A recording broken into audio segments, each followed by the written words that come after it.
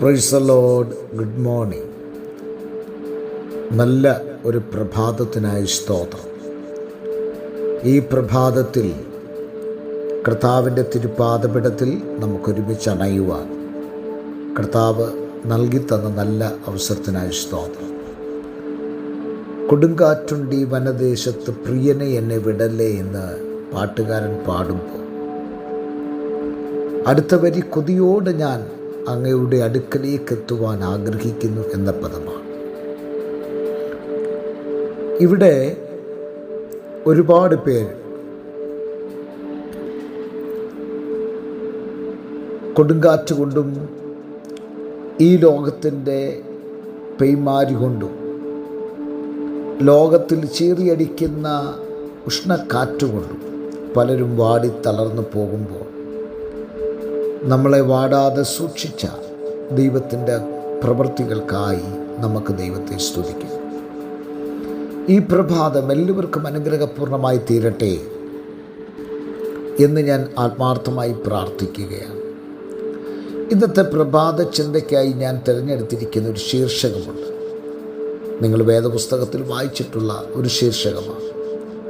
സ്വന്തത്തിലേക്ക് വന്നു, സ്വന്തമായവരോ അവനെ കൈക്കൊണ്ടില്ല.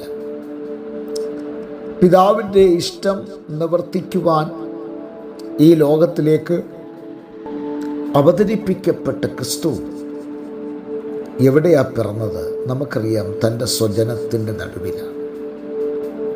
പക്ഷെ സ്വജനം യേശുക്രിസ്തുവിനെ അംഗീകരിക്കുന്നില്ല.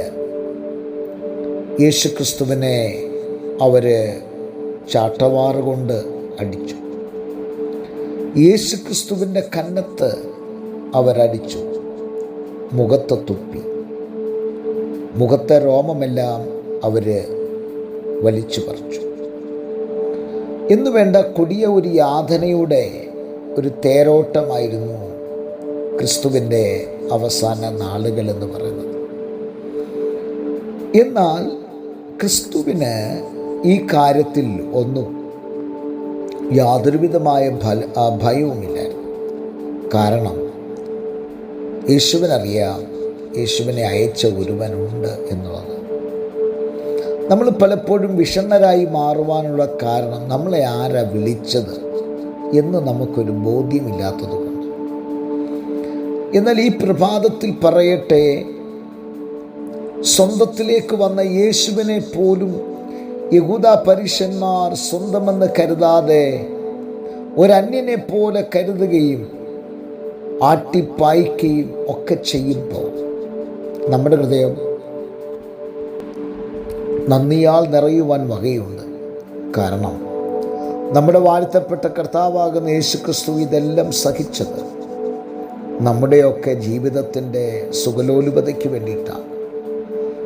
നമ്മെ ക്രിസ്തുവിനോട് അടുപ്പിക്കുവാൻ, നമുക്കൊരു ജയകരമായ ജീവിതം തരുവാൻ, നമ്മളെ മരണത്തിൻ്റെ കരാളഹസ്തങ്ങളിൽ നിന്ന് വിടുവിപ്പാൻ കർത്താവ് സ്വന്തത്തിലേക്ക് വന്നു. സ്വന്തമായവരോ അവരെ കൈക്കൊണ്ടില്ലെങ്കിലും തൻ്റെ പിതാവിൻ്റെ ഇഷ്ടം കർത്താവ് നിവർത്തിക്കുന്നതായിട്ട് നമുക്ക് കാണുവാൻ കഴിയും.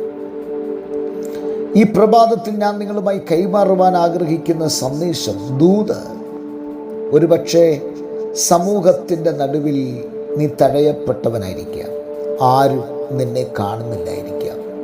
ജാതിയുടെ പേരിൽ, മതത്തിൻ്റെ പേരിൽ, വർണ്ണത്തിൻ്റെ പേരിലൊക്കെ തഴയപ്പെട്ടവനായി നീ ആയിരിക്കുന്നുവെങ്കിൽ ഈ പ്രഭാതത്തിൽ പരിശുദ്ധാത്മാവ് ഇടപെടുന്ന ദൂത് ശ്രദ്ധിച്ച് കേട്ടതിന് അനുസൃതമായി നിങ്ങളുടെ ജീവിതത്തെ ഒന്ന് സമർപ്പിച്ച്, നാളിതുവരെയും കെട്ടിപ്പൊക്കുവാൻ കഴിയാത്ത നിലയിൽ മാനസികമായിട്ടുള്ള വേദനകളും ഭാരങ്ങളുമൊക്കെ നമ്മെ വേട്ടയാടി പലതിൽ നിന്നും അകറ്റി ഒറ്റപ്പെട്ടവനായി നിലനിൽക്കുമ്പോൾ ഈ പ്രഭാതത്തിൽ പറയട്ടെ, നീ ഒറ്റയ്ക്കല്ല.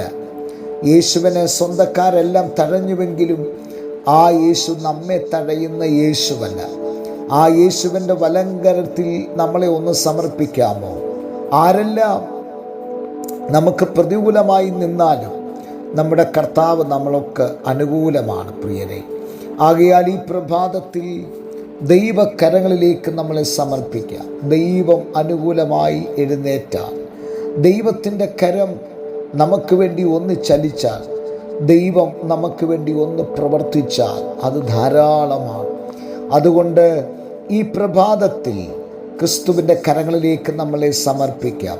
സ്വന്തമായവരിലേക്ക് വന്നു, സ്വന്തത്താൽ തഴയപ്പെട്ടുവെങ്കിലും ഈ പ്രഭാതത്തിൽ പറയട്ടെ, ഇതുപോലെയുള്ളൊരു അനുഭവത്തിൽ കൂടെയാണ് നീ മുൻപോട്ട് പോകുന്നതെങ്കിൽ, സ്വന്തത്തിലേക്ക് വന്നിട്ടും സ്വന്തക്കാർ നിന്നെ കൈവെടിഞ്ഞ് ആരും ആശ്രയമില്ലാതെ, ഒരു ഗതിയും പരഗതിയുമില്ലാതെ വല്ലാതെ നീറുമ്പോൾ നമ്മൾ ഈ പ്രഭാതത്തിൽ ചിന്തിക്കണം, നമ്മുടെ കർത്താവ് എത്ര വിശ്വസ്തനാണ്.